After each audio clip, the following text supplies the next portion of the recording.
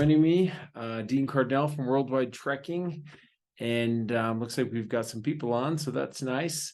We're live from Salt Lake City, Utah, in our home office, Worldwide Trekking's new office in Midvale, Utah. So I am going to share my screen as usual and show a presentation on kind of what we've been doing through 2022 and some of the upcoming things with our Human Outreach Project as well.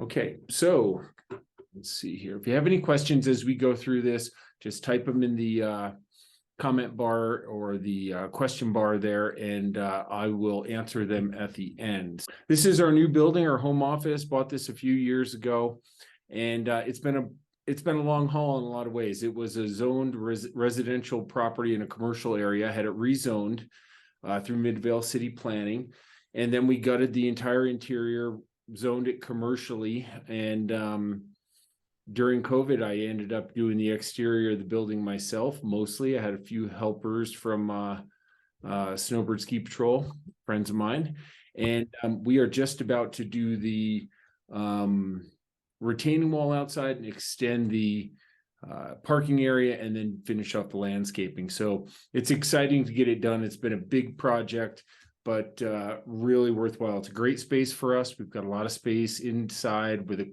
commercial style kitchen where we can prep our Utah trips, conference area, workstations for the entire staff. The garage is really nice for a lot of the things we like to do for Southern Utah trips, working on our equipment and that. So it's worked out really, really well.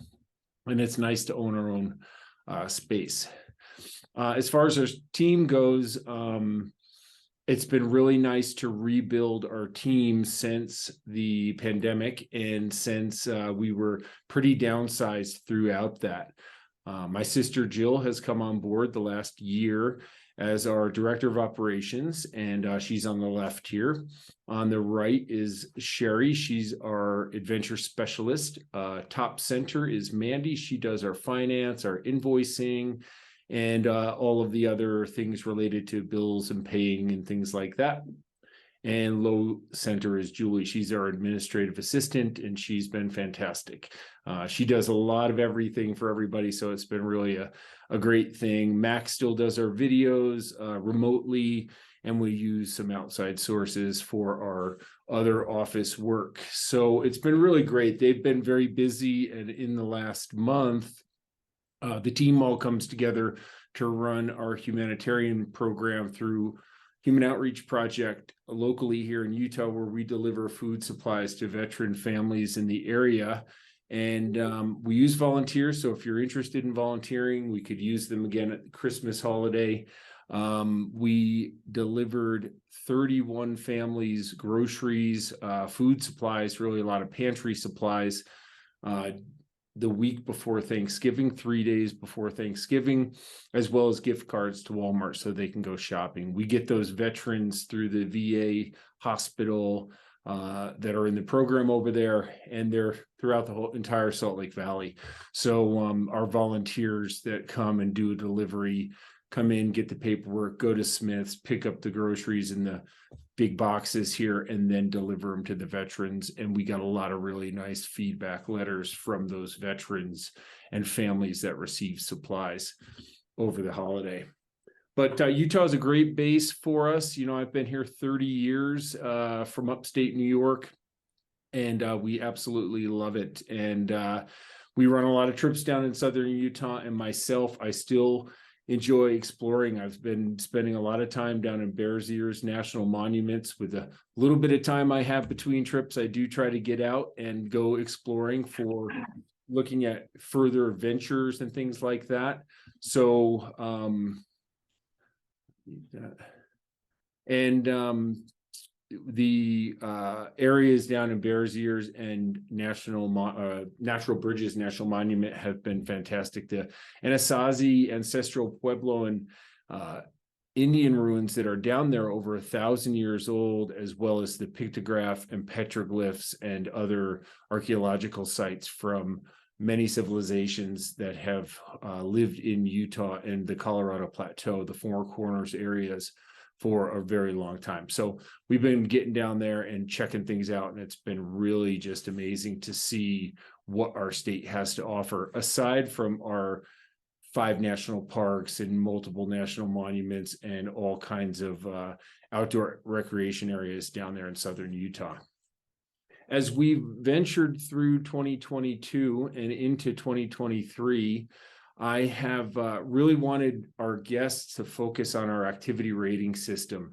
A lot of our trips are strenuous. A lot of our trips are rated moderate. We have trips that are easy active, and even our Supreme Challenge trip. So, we have something for everyone. It is good to consult here in the office when you're wanting to sign up for a trip. Make sure that you're going to be comfortable with what it has to offer. And the nice thing is that you have an easy active trip like sailing or a safari in Tanzania, Africa, or even a southern Utah trip that we could customize for a small group or a family or something like that. Not a problem at all. When we get into the moderate level trip, of course, we're not as high altitude as we might be on a strenuous trip. The day hikes might be a little bit shorter, and oftentimes they give us the opportunity to go out and back so we can cut it short if we want to. Moderate trips like our Matterhorn to the Mont Blanc in the Alps, on day 4, you could decide to not join the hike and take a free day and explore on your own and then meet the group later in the day. Moderate trips oftentimes have the guide's ability to adjust the schedule. When we get into strenuous trips, they're usually at higher altitude, so Kilimanjaro, say, or Everest Base Camp. And with those trips, oftentimes they are at higher altitude, but you also need to get to the next village in Nepal to make it to Everest Base Camp each day. Or on Kilimanjaro, you need to get to the next camp. There's not as much leeway to adjust the schedule. Of course, in guiding, we're always going to focus on our guests and make sure that if we're on a strenuous trip and someone is struggling, the first thing that I would do is relieve them of their backpack, right? Or have them take a different pace from the rest of the group. We can push our groups and individuals on them further than hopefully they think they can go. And oftentimes they're very successful, and that's a very rewarding experience. Supreme Challenge, we have one coming up on Aconcagua where we're going above 20,000 feet on an extended expedition style trip. Or later this year, I'll be going with a small group to the North Pole. So extreme challenge type trips are usually trips where guests have come with us in the past, and we've built up to those higher levels. I'm going to go through a number of the trips that we've run kind of in the order that I started in January last year, February and March. I was down in the British Virgin Islands. I ran 4 trips. This would be easy active. It can be very active sailing. You have the ability to get a stand-up paddleboard and paddle all around every time we get into a beach area or a mooring area, and or sit on top kayaks or hikes and walks on the beach, things like that. So it can be active. 7 days, 6 nights. There's 3 double cabins usually available. I usually take a cabin myself. I usually do all the sailing trips because I'm a U.S. certified sailing captain, and I also do the cooking on the boat. I have time and like to schedule these in February and March, and they're down in the Caribbean there in the British Virgin Islands. But our boats are beautiful. The boats that we charter, we do have some opportunities to get a monohull or a catamaran. Usually they're going to have 4 cabins. Each cabin's going to have its own head or bathroom in it, and so you have privacy there for showering and that, as well. A really nice common area, as you can see in the photos here. And then days are usually sailing from island to island, making stops along the way to snorkel, visit a marine park, explore the beaches, and then make our way to the next destination each day. So we'll end up going to Peter Island and Virgin Gorda and Joost van Dyke and Tortola and Norman Island, and making our way all throughout the British Virgin Islands. So it's fantastic. I do all the cooking on the boat, all the breakfast, all the lunches, and 3 dinners, and then 3 dinners the group usually goes ashore, and I'll help make a reservation for them, and they go have a nice evening at one of the many restaurants throughout the British Virgin Islands there. So next up, I was after March, April last year, the North Pole trip didn't go, so I was around Utah in April, and that's always nice. And then in May, ended up going over to Nepal to do our trek to Mount Everest Base Camp with a group. And then this fall, September, October, or October into November, I was back with 2 groups going to Mount Everest Base Camps. This is a strenuous trek, 14 days, 13 nights. And I'll tell you how we've reduced the number of days there in a second. And we go pre and post monsoon. The Himalayas have the monsoon season, June, July, August into September, and that's when it's raining a lot. So we want to go right before then or right after the monsoon. And that's when we're not only going to have no rain, but we're also going to have good visibility and clear views of Mount Everest, like in this photo here. So you have Everest on the left there, high Rocky Mountain, highest mountain in the world. And we trek up to Kalapatar, where we get these great views of Mount Everest. So recently, based on the fact that they're doing alternate airport for the flight from Kathmandu into Lukla, the landing strip there, we've been using the helicopters a lot more. And then when we trek down from the base camp, and we get down to 2 villages to Farishay, we get picked up in the helicopter and fly right back to Kathmandu. So the helicopters have reduced a few days for us on the trip. Also incredibly scenic, and been really a nice way to go. But the trek nonetheless is not heli assist in the fact that it makes it easier. You still have to trek all the way in from the bottom. You still have to take double days to acclimatize. You still have to walk and trek village to village all the way to Mount Everest Base Camp. So that's something that we do twice a year, in the spring and in the fall. You can see all of our yaks here with our kit bags on them. And along with Mount Everest and the Himalayas, of course, we're going by a number of other mountains. You know, the Amida Blam here, I was able to climb this in 2002. And, you know, Lobache, we see Cho Oyu, we see Pumori, a number of other beautiful mountains as we trek up the Khumbu Valley, but also the villages and stuff that we pass through on our way on into Everest Base Camp. Here are some photos from my trip this October. As we're making our way to base camp, you can see we have nice clear weather. The whole group made it, 12 people to Everest Base Camp. Is it easy? No. Is it really rewarding? Yes, and they really do feel a sense of accomplishment when they trek to Mount Everest Base Camp. I had a group from Worldwide Trekking, then one of our special interest group of alumni from Stanford. So we go a little bigger. We had 21 people make it to Everest Base Camp with Stanford's alumni travel program, and it was awesome. Great people and big group. They gave lectures during the trip with one of their professors.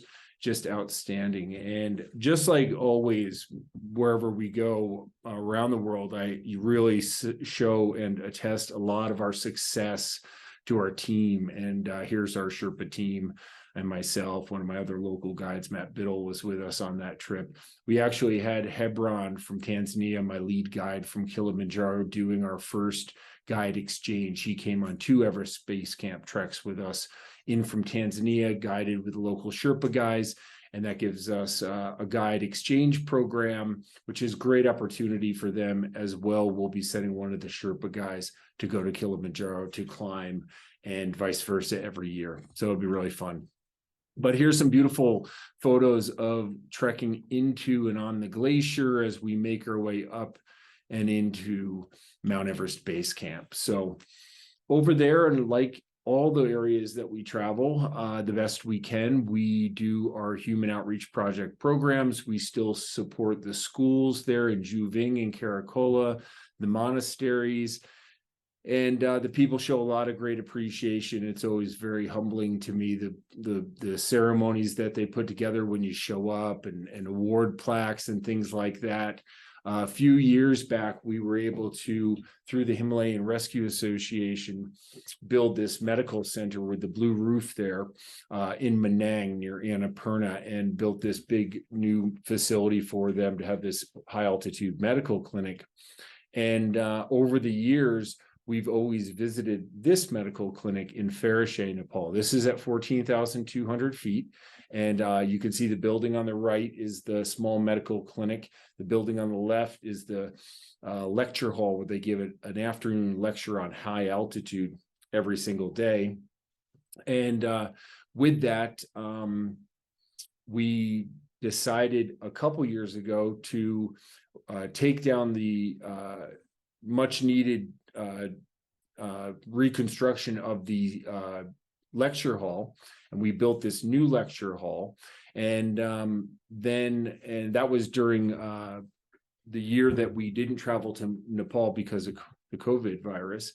And then last May, we decided to take down the existing small old structure that was the medical clinic, and we ripped that whole thing down, the building on the right, and then we reconstructed a new facility throughout the summer months and into the fall season. And it's really come a long way over the few months that we've been at it. And when I left, this is what it looked like in Farishay at 14,200 feet.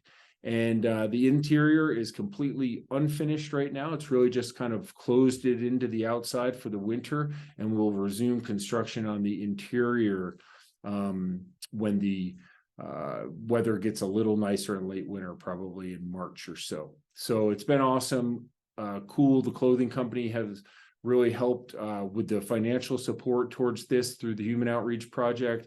We really appreciate their help. They've been a long-time donor for us, and they've really stepped in to help us carry out this mission over in Nepal. We still support the Juving School. I was able to visit Juving and Caracola School. We pay the teachers' salaries there. We pay for the kids' tuition there. We've put in computer centers there, and it's always really nice to visit. As well, the monastery in Caracola, we built rooms for all of the young monks and lamas there. This is a school for lamas, so a monastery that teaches lamas. And it was really nice to be able to visit them as well before I came home. You can see the yellow building around the monastery is the new structure that we helped build, and we'll give all those young lamas a nice bedroom to stay in and live in while they're at the monastery in their time there. This summer, we also ran a couple Machu Picchu trips. Machu Picchu, Peru has always been one of our very popular trips. It's just fantastic. We do it a couple different ways. We can do a camping trek, and that's just similar to like on Kilimanjaro. We set up a camp each night, and we trek through the Salcantay Pass and over into Aguas Calientes and up into Machu Picchu and tour of the archaeological site there. Or we stay in luxury lodges, a similar trek, and you stay in a really nice lodge each night. Don't need a sleeping bag, have a bathroom in your bedroom. Different price point on those two trips. Beautiful either way you do it. Down in Peru, South America, and visiting the lost city of the Incas, Machu Picchu. Machu Picchu lies at 9,000 feet. Our high point here is just under 15,000, right around 15,000 feet when we go over the pass. But the trek is really nice. This is actually a moderate plus rated trip.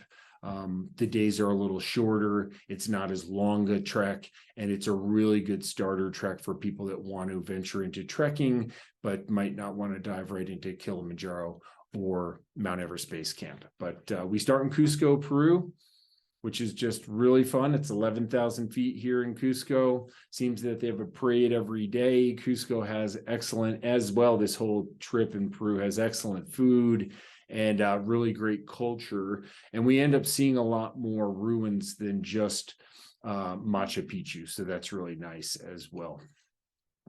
We go to the Sacred Valley, we go see Ollantaytambo, we go see a number of other Inca sites along the way. Down in Peru, we are just getting ready to do our Chocolatada Festival, where the young children in 2 of the villages that we've supported over the years through the Human Outreach Project with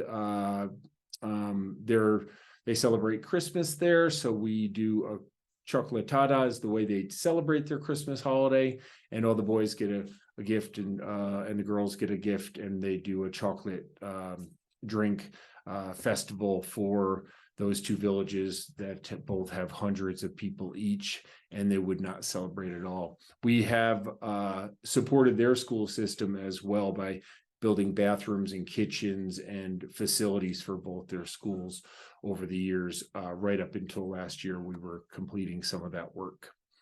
On to Tanzania, Africa, where we're getting ready to go to Kilimanjaro. I will be going to Kilimanjaro December 20th. I go over to Tanzania, have a group that arrives, and we're going to climb Kilimanjaro. Many of them are going on safari. Some are going gorilla tracking. Some are going to Zanzibar Island. So they're doing all the combinations. It's a large group. And I'll be guiding that December into the new year. And then I'll be returning again with another group, January the 31st for another group. So Tanzania has 2 wet and 2 dry seasons. So you can climb Kili June through October, or again, December, January into February. So there's 2 good times a year to climb over there. And we have 2 groups getting ready to go. It is rated strenuous. Because we go to higher altitudes here, but we have a fantastic crew, a very successful success rate on Kilimanjaro, where we spend 7 days on the mountains and on the mountain and 6 nights. We start with 2 days in a lodge just outside of Arusha that's beautiful. We do a cultural tour of a coffee plantation. We do our orientation, our gear check. We venture onto the mountain. We make our way slowly up to 19,341 feet. And then we descend back down off a different route through the rainforest and all 5 eco changes on the mountain. Big update this last year, we got all new tents, including our dining dome, which our dining dome was in pretty good shape, but it was getting a little bit old there. So we've got a big Mountain Hardware space station dome. It's got a floor in it, solar lighting, tables, chairs. We have portable toilets with privacy tents and camps. And another big upgrade for us was with our North Face tents. We now have 4-person tents as opposed to 3-person tents for every 2 people. So the 4-person tent has plenty of room inside. It's a 4-season tent, and you can really get some good rest, but have all the room inside for your gear, and 2 of you in there comfortably while we climb the mountain. Again, our local team is incredible. We've worked really hard on our menu over there. We've worked really hard on the logistics that take us getting a group up and down Kilimanjaro in really fine form. And it's all these little things. And I put this photo in here just because we see all these tents where people are camping. For us, it's the small little details, like on the right-hand side, numbering each tent. So when the porter has your duffel bag, we have a piece of tape on it that says 3, and that bag goes in tent 3. Or when you get up in the night to use the restroom, you're not going to the wrong tent after you finish up and come back in the dark. So it's really a lot about the little details. I've been able to climb Kilimanjaro more than 65, 70 times. And in that time, we're still making small changes regularly to provide the best guest service on Kilimanjaro. I'm proud to say that I feel that we have the best operation on Kilimanjaro and the best team as well. Over in Tanzania, we also do a number of safaris. We oftentimes, after Kilimanjaro, do a 4-day safari. We do 6-day safaris. This summer, we did full 10-day safaris with people that only did safaris. And we also do our Human Outreach Project programs over there. This is a picture of the 4 acres of land that we bought with the Human Outreach Project in 2009, and it was just a dirt field. And slowly we started to construct the dining or the pavilion in the center of it, put the fence post all around it. And this is a picture that I took with the drone this summer right before I left. And it was really great because up here, Kilimanjaro popped out in the background. You can see our location to Kilimanjaro. And our 4-acre piece here, now with all the trees and the fence around it, really self-contained. We have our pavilion, that first building we bought where my pointer's showing.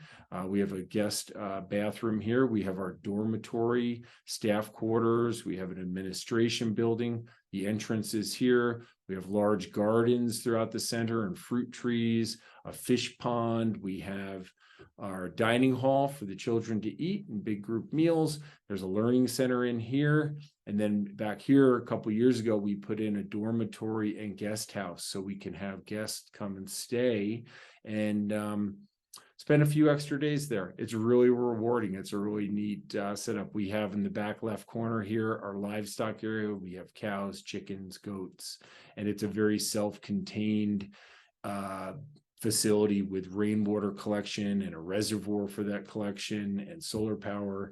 And it's really a pleasant place to go spend a couple of days before or after a trip. Our children are the real highlight of it, and our team there that runs it. We run our whole facility with a local team over there in Tanzania. Then we see operations through the home office. But it's been really rewarding to see them. This summer, I, of course, was there in June to climb Kilimanjaro with a group, and I always spend some extra days at the Kilimanjaro Kids community. This is not all our children. We have 30 children, but a number of them are off. When they get into secondary school, they go to boarding school. So a number of them are there, and you can see our whole team behind the kids there that run the facility and all the youngsters as well. But we have 30 kids. They're fantastic. They all go to school. They're all learning English, and they're all doing very, very well.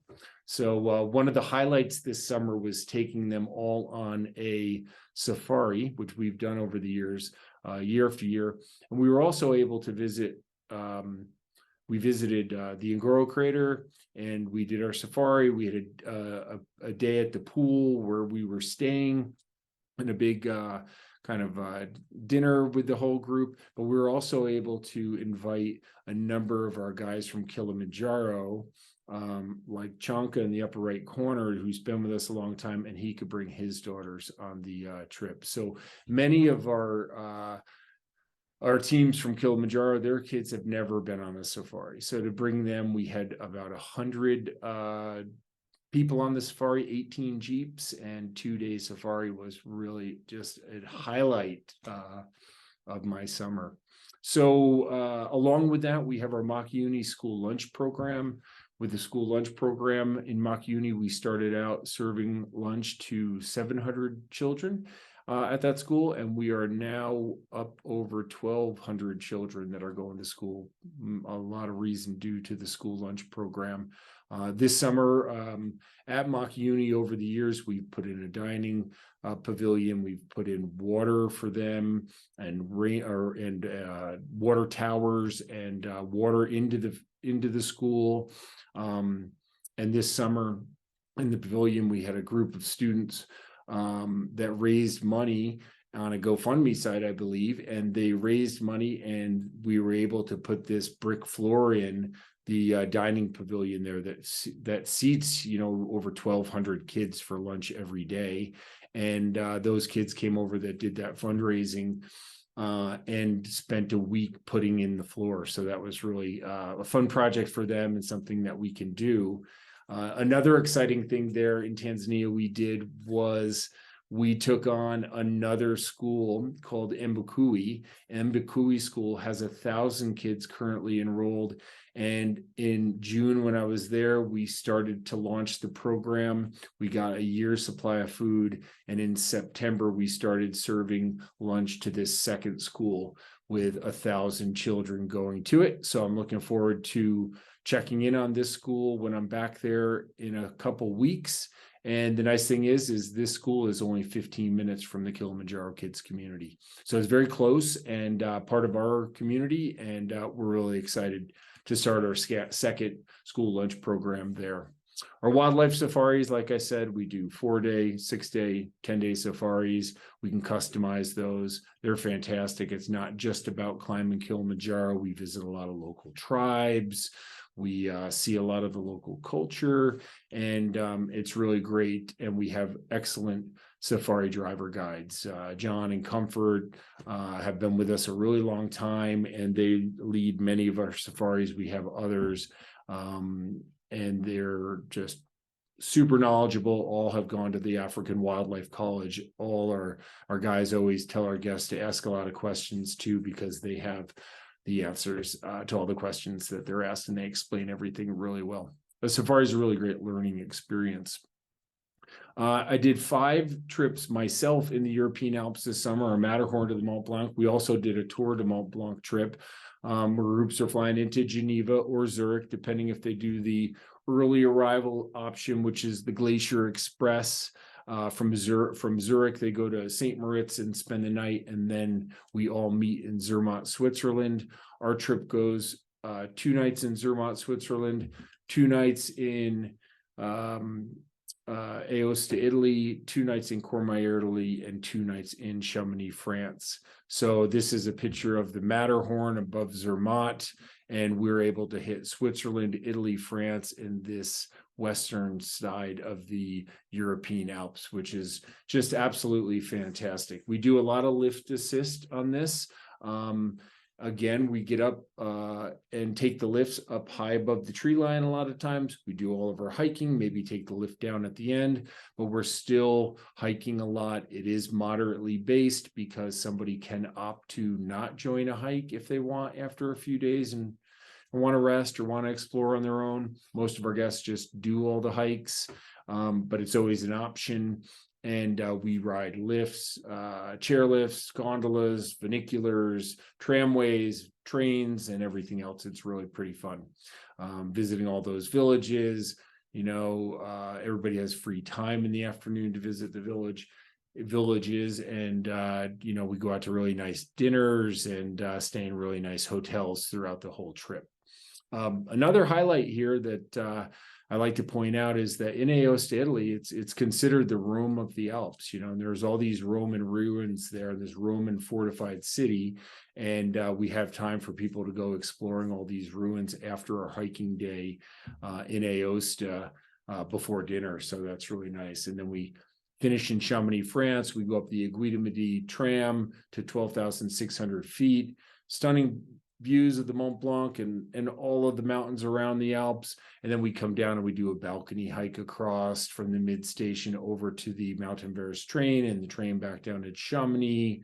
And that afternoon, people have some time to do some shopping around before they have our final farewell dinner, and then go down to Geneva the following day to take their international flight home.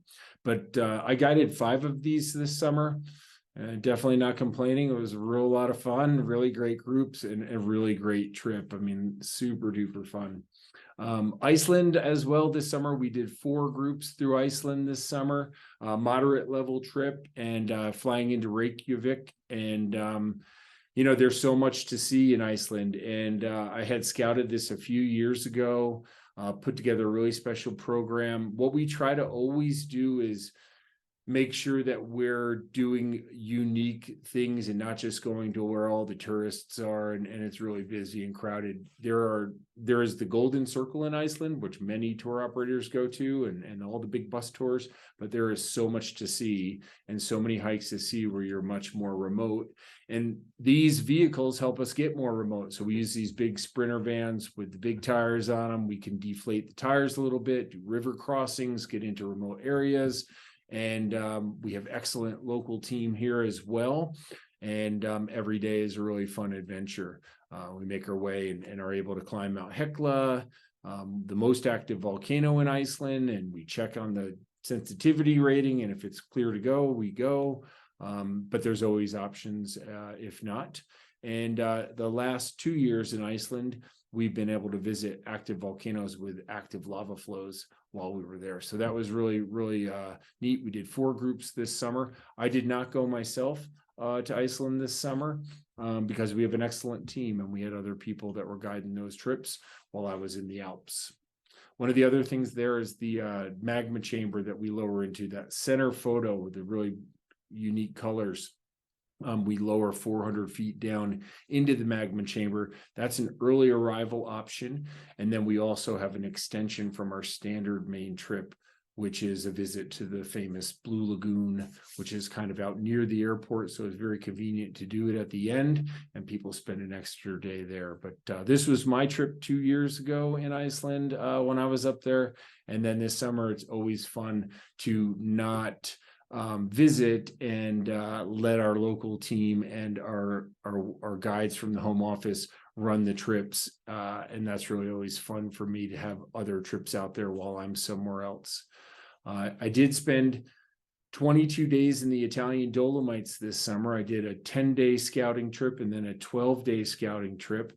And we put together a new trip in the Italian Dolomites, where our groups will fly into Venice, Italy. We have 3 of these trips on the calendar next year. I think at least the first one is full. The second one is almost full. And when that one fills, we'll add the 3rd set of dates. This is Cortina is the site of the 2026 Winter Olympic Games. So that'll be coming up. These are the old ski jumps that they used for the 1954 Winter Olympic Games, and they were active until the early 90s. So I'm sure they'll be building new facilities for 2026.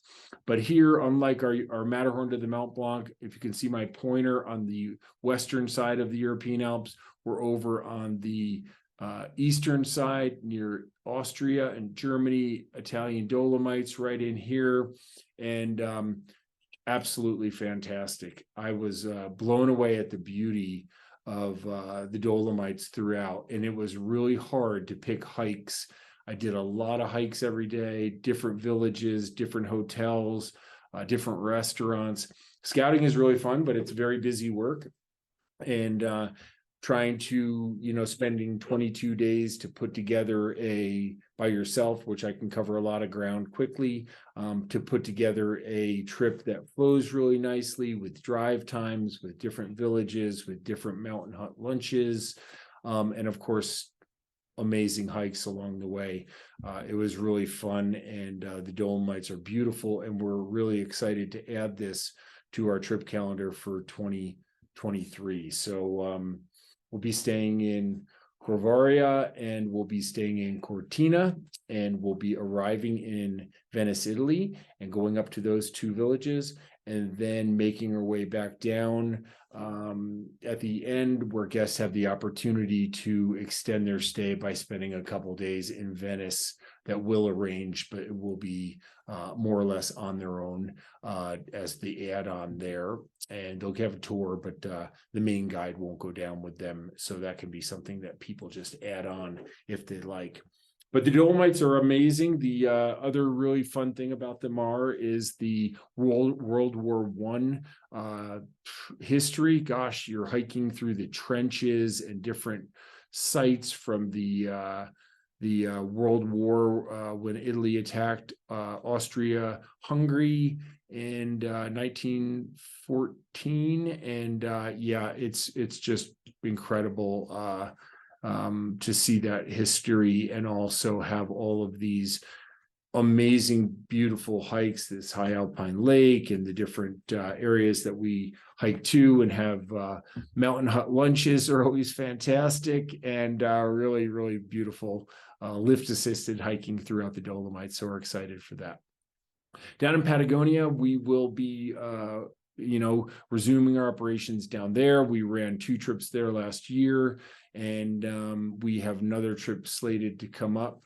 But Torres del Paine National Park, we go to Patagonia on the Chilean side. So we fly into Punta Arenas down in the very, very end of South America. And from Santiago, where you connect, you even continue further down on a domestic flight down into Punta Arenas here. Then we drive up into and base out of this village of Puerto Natales for a couple nights. We do some hikes there, and then we go up to the Torres del Paine National Park for 3 nights, where we stay at our Patagonia base camp. So our Patagonia base camp is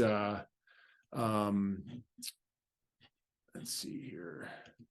Our Patagonia base camp has one of our large dining dome tents. This was a group from MIT a few years ago, and it's not a double pitcher. It is actually two tables in there. That's how big these tents are.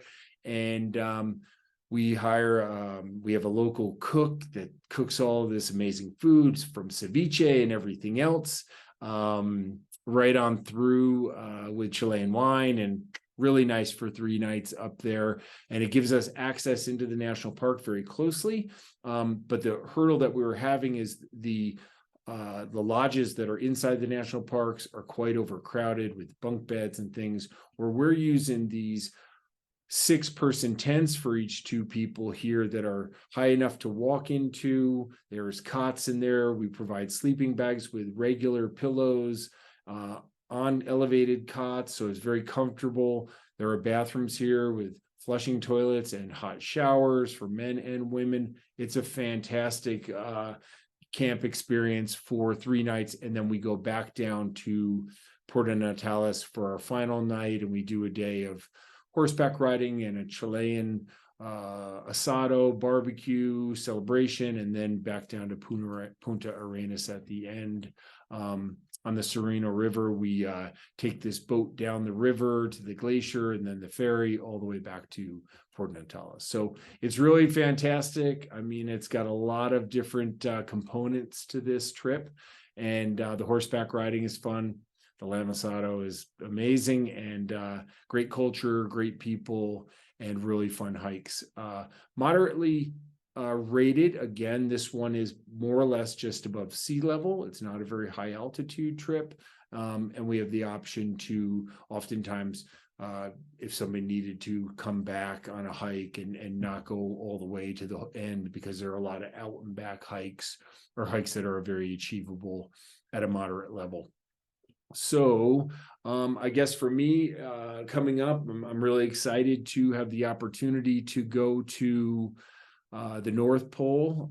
Hoping after 3 years that we're finally able to go. It's been a couple delays and trying to get there, but you got to be patient and stay with it. And I still have my goals. There's two guys that'll be coming with me. My friend Eric and his group will be going, and I have the opportunity to go twice because when we come out, I am going to go back in with another group, with another guide agency to work for them and be able to go in with them. So North Pole should be exciting. This is a full-blown polar expedition up there, and we'll make our way right to the North Pole from the ice strip called Borneo on the Arctic Ocean. But coming up here real soon, we've got Utah trips, and I just threw in a couple trips that have availability on them. If you're interested, there's groups that are signed up here, but definitely a little bit of space left, March 4th through the 11th on our Utah Mighty 5. I'm booked on 2 sailing trips, and I know we had interest from some people today that checked in from our newsletter that went out today. But we do have 2 sailing dates open in February 18th through the 24th, or February 27th through March 5th. Everspace Camp, we've got people signed on in both May and next October, but the trips aren't full. There is a little bit of space left, so those are available. Machu Picchu this summer, we've got a full group booked out and sold out, but then we do have availability May 4th through the 11th and June 29th through June 8th. And those lodges are limited in capacity. There's only 6 rooms. There's only room for 12 guests. So those are about half full, and we do have a little bit of space. So it'd be fun to have some more people join in on that. Kilimanjaro, we have a Kilimanjaro June 19th through the 28th. I'll be guiding that trip. It is a charity climb where we're raising awareness and funds for our Mbakui school lunch program, the new school lunch program.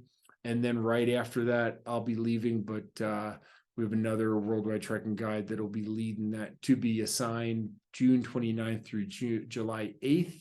And Kilimanjaro is just fantastic. I love it.